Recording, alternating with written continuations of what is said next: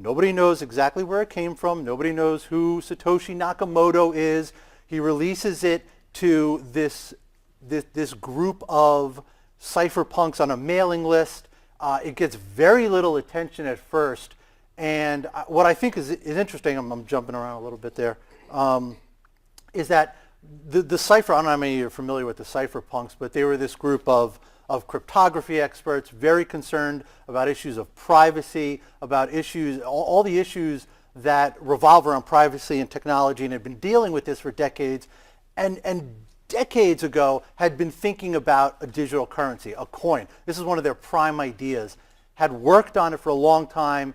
All of these different precursors, proto-coins if you want to, they had all failed for one reason or another. So that by the time Nakamoto comes around in 2008 and releases Bitcoin, they've kind of given up. They've moved on. They really did not give it a lot of attention at first.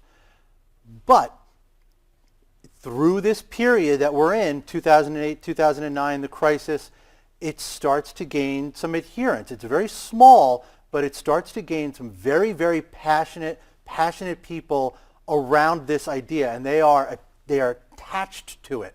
And you can see this. What's really interesting too is if you go on the current, but if you go on the Bitcoin message boards, you can go back and look at the entire history of them. They're all there. It's all online. And in researching the book, I had done this. I had gone back and looked at it.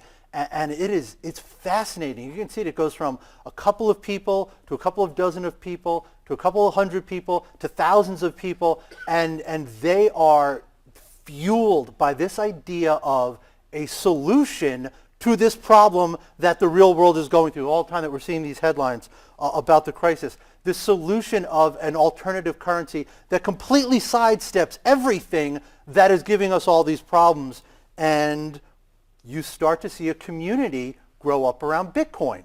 And this photo, I'm very proud of this photo, because if you look in the reflection, you can see that's me taking it. So I kind of photobombed my own selfie. So that's my thing. And what you see in these years, this period of 2008 to 2012 really is a community of extremely passionate people coalesce around a currency, which is a really odd thing. I mean, to think of a counterculture movement born around a coin, even a digital coin, it doesn't usually happen.